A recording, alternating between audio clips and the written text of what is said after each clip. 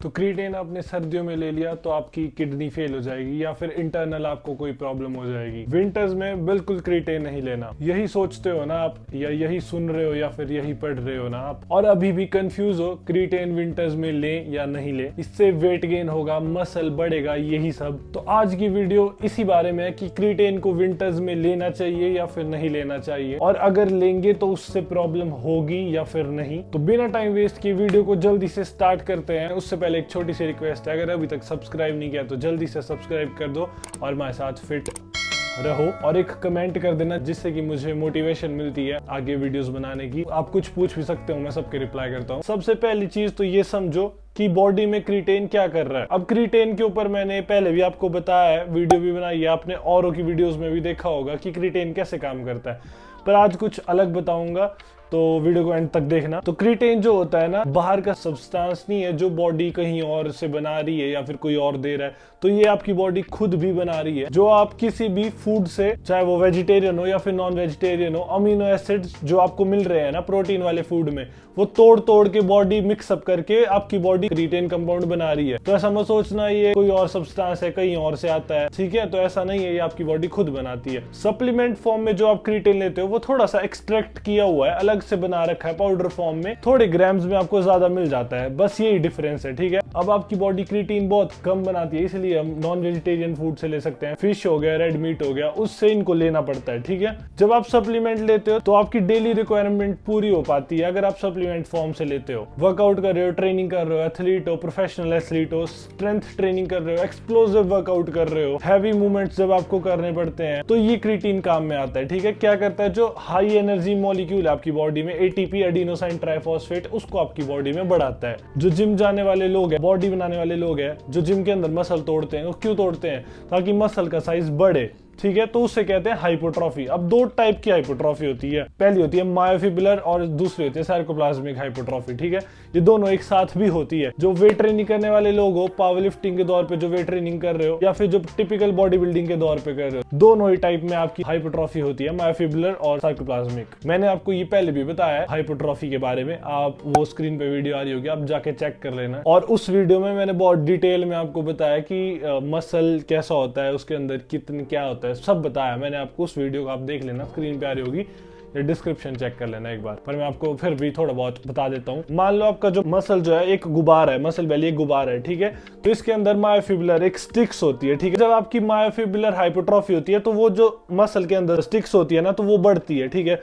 तो स्टिक्स के अलावा जो स्पेस बचता है ना उस मसल के अंदर, उसको बोलते हैं साइकोप्लाज्मिक हाइपोट्रॉफी। ये दोनों हाइपोट्रॉफी आपको चाहिए। आपको साइज भी बढ़ाना है मसल का और स्ट्रेंथ भी बढ़ानी है। तो ये कब होती है? जब आप स्ट्रेंथ ट्रेनिंग करते हो। और कैसे रेंज में? ऐसे रेंज में जो हाइपोट्रॉफी रेंज होती है रेप्स की, ठीक है? 8, 10, 12, ठीक है, या 15। तो इसमें दोनों ही फायदे होते हैं, आपकी स्ट्रेंथ भी बढ़ती है और मसल्स का साइज भी बढ़ता है। स्ट्रेंथ और साइज बढ़ाना दोनों साथ साथ बहुत ज्यादा जरूरी है। जो पावर लिफ्टर होते हैं वो मेनली फोकस करते हैं स्ट्रेंथ बढ़ाने पे, ठीक है? पर ऐसा नहीं, उनका साइज नहीं होता, साइज भी उनका होता है, पर बॉडी बिल्डर के कंपैरिजन में थोड़ा कम रहता है। बॉडी बिल्डर का पर्पस होता है साइज बढ़ाना, ठीक है? तो थोड़ा बहुत रैप रेंज में चेंज करते हो, आपका साइज डेवलप हो जाएगा, ठीक है? ये सारी चीजें करने के लिए आपको क्रीटेन काम में आता है, क्योंकि आपको हाई एनर्जी दे रहा है। मसल के अंदर आपको एटीपी जो चाहिए वो बना बना के दे रहा होता है। आपकी बॉडी तोड़ती है एटीपी मॉलिक्यूल को, ब्लास्ट करती है, एनर्जी उससे लेती है और मसल्स में देती है, ठीक है? और जो मसल्स कॉन्ट्रैक्शन होते हैं उसको करती है। तो सर्दियों में आपको क्या क्रीटेन नहीं चाहिए? सर्दियों में आप ट्रेनिंग नहीं करते, ठीक है? तो ये बिल्कुल ही गलत है कि सर्दियों में क्रीटेन ना लें या फिर उससे कुछ हो जाएगा, तो ऐसा बिल्कुल भी नहीं है। क्रीटीन को 12 मंथ यूज कर सकते हो, सर्दियों में, गर्मियों में, जब मर्जी। अब दूसरा पॉइंट यहाँ पे आता है क्रीटीन के साथ वाटर इनटेक। अब देखो, जब हम क्रीटीन ले रहे हैं या किसी भी तरह के आप सप्लीमेंट्स ले रहे हो, प्री वर्कआउट या प्रोटीन, ठीक है, तो आपकी ऑटोमेटिकली वाटर इनटेक बढ़ जाती है, ठीक है? खास तौर पे क्रीटीन लेने पे। क्रीटीन का जो काम होता है ना, वो बॉडी में वाटर को होल्ड करना, एब्जॉर्ब करने का होता है, ठीक है? तभी तो आपके मसल्स जो होते हैं वो फुलर फुलर लगते हैं। क्रीटीन जब पानी को रोक लेता है मसल्स में, मसल के अंदर क्या है, एक छोटा सा पीस है जो उससे पानी निकाल दो एक स्पंज से, ठीक है? तो बिल्कुल सिकुड़ जाएगा वो स्पंज। उसके अंदर पानी भर दो तुम, ठीक है? तो एकदम से वो स्पंज फूल जाएगा, ठीक है? और क्रीटेन का काम क्या है? मसल के अंदर पानी को होल्ड करना, उस फुलाव को बरकरार रखना। तो क्रीटेन कैसे नहीं चाहिए? क्रीटेन बाहर से आए या बॉडी खुद बनाए, तो हमको क्रीटेन लेना पड़ेगा। और अगर आप पानी पियोगे नहीं तो फुलनेस कैसे आएगी मसल्स में? तो आपको थोड़ा बहुत, ज्यादा नहीं, मतलब 3 लीटर पी रहे हो तो 3.5-4 लीटर पीने लग जाओ। तो ऐसे आप कर सकते हो। और विंटर्स में ऐसा होता है कि हमारी बॉडी को प्यास कम लगती है, ठीक है। गर्मियों में तो स्वेटिंग होती है तो पानी निकलता भी रहता है तो हम पीते रहते हैं ज्यादा, ठीक है। विंटर्स में ज्यादा स्वेटिंग भी नहीं होती तो पानी हम कम पीते हैं, ठीक है। पर कोशिश करनी है हम थोड़ा ज्यादा पानी पिए। क्रिएटिन जब हम यूज कर रहे हो तो इतना ही काम हमें करना पड़ता है, पानी थोड़ा सा ज्यादा पीना। ऐसा कोई दिमाग नहीं लगाना पड़ेगा तुम्हें क्रिएटिन खा रहा हूं तो ये करना पड़ेगा, ठीक है। आप नॉर्मली पर्पसली पानी थोड़ा ज्यादा पिए, ठीक है। अब क्रिएटिन भी आप पानी में मिला के पियोगे तो थोड़ा ज्यादा पानी में मिला के पी लेना, तो बस वही रहता है। थर्ड पॉइंट यहाँ पे आता है क्रिएटिन विंटर इनटेक। अगर कर रहे हो तो क्या क्या ध्यान में रखना है। सबसे पहले तो ये दिमाग से निकाल लो कि क्रिएटिन नहीं ले सकते विंटर्स में, ले सकते हैं, ठीक है। लेकिन विंटर्स जब होती है हमारी जो बॉडी है हमारी ऐसी बनी हुई है, वाटर इनटेक हमारा कम हो जाता है क्योंकि उतना ज्यादा हम स्वेट भी नहीं करते, उतना ज्यादा बॉडी डिहाइड्रेट नहीं हो रही, उतना ज्यादा गला नहीं सूख रहा। गर्मियों में गला भी सूखता है और स्वेटिंग ज्यादा होती है तो ऑटोमेटिकली पानी इनटेक हमारा कम हो जाता है विंटर्स में। लेकिन जब आप क्रिएटिन जैसे सप्लीमेंट्स ले रहे हो या फिर किसी और तरह के सप्लीमेंट्स ले रहे हो तो आपकी वाटर इनटेक ऑटोमेटिकली बढ़नी चाहिए। बस आपको थोड़ा सा ध्यान देना है कि गर्मी हो या सर्दी हो तो इतना पानी आपको पीना ही पीना है। बस आपको इतना सा ध्यान रखना है कि गर्मियों के कंपैरिजन में थोड़ा सा कम पानी पियो, क्योंकि आप स्वेट नहीं कर रहे हो तो गर्मियों के मुकाबले थोड़ा सा कम पानी पी सकते हो। लेकिन इतना भी कम पानी मत पीना कि क्रिएटिन रिलेटेड आपको प्रॉब्लम हो जाए, क्योंकि क्रिएटिन ना सिर्फ बॉडी में एब्जॉर्प्शन करने में, वाटर को होल्ड कराने में काम कर रहा है, बल्कि साथ ही साथ बॉडी से एक्सक्रीट भी करना होता है ना, किडनीज को फ्लश आउट भी करना होता है। और किडनी फ्लश आउट करने के लिए ये चीजों को पानी की जरूरत पड़ती है, तो पानी तो पियो। अब आप पानी पर्पसली बढ़ाओगे विंटर्स में, वो आपकी एक और चीज सॉल्व हो जाएगी उससे, वो आपकी स्किन प्रॉब्लम। अब सर्दियों में देखना आपकी स्किन फटने लगती है, होठ फटने लगते हैं, मेरे साथ भी होता है। तो आप वाटर इनटेक थोड़ा बढ़ाओगे तो ये चीजें भी आपको ठीक करने में हेल्प करेगा वाटर। और अगर आप सुबह उठ के ठंडा पानी नहीं पी सकते तो आप गर्म पानी, मैं बहुत मतलब सुबह उठते ही मैं गर्म पानी पीता हूँ, चाहे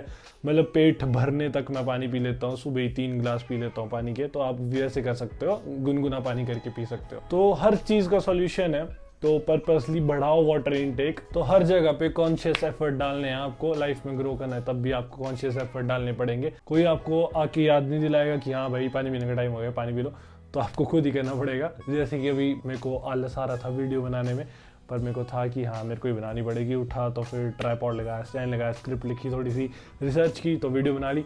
तो वैसे आपको खुद ही चीजें करनी पड़ेगी, कोई और आके आपकी जगह नहीं करेगा। फोर्थ और लास्ट पॉइंट हमारा आता है टाइमिंग, डोसेज और ब्रेक कितना लेना है क्रिएटिन को जब आप विंटर्स में ले रहे हो। विंटर्स और समर्स कोई फर्क नहीं पड़ता, सेम रहता है, टाइमिंग सेम रहता है, डोजेज सेम रहती है। अगर आप चाहें तो प्री वर्कआउट में उसको ले ले पानी के साथ घोल के, या आफ्टर वर्कआउट भी आप ले सकते हो, कोई फर्क नहीं पड़ता, सर्दियों हो गर्मियों हो, ठीक है। डोसेज कितनी लेनी है वो आप 3 से 5 ग्राम तक ले सकते हो, मैंने पुरानी वीडियोस में बताया। कोई जरूरत नहीं है क्रिएटिन लोडिंग करने की कि पहले 20 ग्राम लेंगे एक हफ्ते तक, फिर 15 ग्राम पे आएंगे, फिर 10 ग्राम लेंगे, फिर 5 ग्राम पे आएंगे। तो ऐसा जरूरत नहीं है कुछ करने की, ठीक है। 2 से 5 ग्राम आप ले सकते हो, पर ध्यान रखना आप 2 दिन क्रिएटिन लोगे उसके बाद वेट चेक करोगे कि हाँ मसल में वाटर होल्ड हो गया तो वेट बढ़ जाएगा, तो ऐसा नहीं होगा।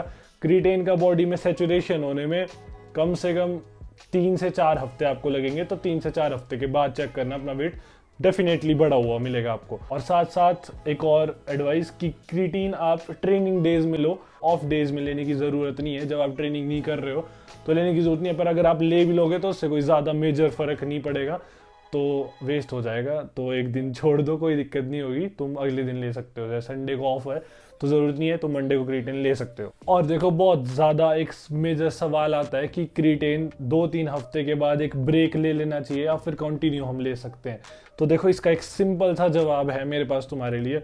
अगर देखो मैंने काफी ज्यादा लोगों से सुना है कि हेयर फॉल हो रहा है क्रिएटिन से, ठीक है, पर क्रिएटिन से हेयर फॉल नहीं होता है बिल्कुल भी। अगर आपको पहले से डैंड्रफ या हेयर फॉल है जिससे कि आपके बाल झड़ रहे हैं तो क्रिएटिन उसको बूस्ट कर सकता है, ठीक है। तो ये रीजन हो सकता है। पर अगर आपको लगता है, मान लो आप 3 महीने के लिए क्रिएटिन ले रहे हो, ठीक है, तो आप 3 महीने तक क्रिएटिन लो, ठीक है। अगर आपको लग रहा है कि आपकी बॉडी में हेयर फॉल बढ़ रहा है या कुछ भी ऐसी प्रॉब्लम, तो आप 2 महीने मतलब सिर्फ 1 महीने, 1.5 महीने या 2 महीने का गैप दे सकते हो, उसके बाद आप फिर से क्रिएटिन चालू कर सकते हो। पर अगर आपको कुछ भी ऐसे साइंस नहीं दिखते कि हेयर फॉल या कुछ भी नहीं दिखता, आपको सब बढ़िया चल रहा है कि हाँ सही लग रहा है सब कुछ, तो आप क्रिएटिन कंटिन्यू चलाए रखो, कोई जरूरत भी नहीं होती बंद करने की, ठीक है। और लास्ट सवाल कि अगर आप पूछोगे कि बेस्ट क्रिएटिन ब्रांड कौन सा है, तो देखो मैं किसी ब्रांड से अभी तक स्पॉन्सर्ड नहीं हूं, तो मैं किसी ब्रांड की तारीफ नहीं करूंगा कि क्या है। मैं अपना बताऊंगा कि मैं पर्सनली क्या यूज़ करता हूँ, तो मैं मसल ब्लेज का क्री एम्प यूज़ कर रहा हूँ। पहले मैंने पुरानी वीडियोस में बताया था कि मैं क्री प्रो यूज़ कर रहा हूँ मसल ब्लेज का ही, तो मैं क्री एम्प कर रहा हूँ।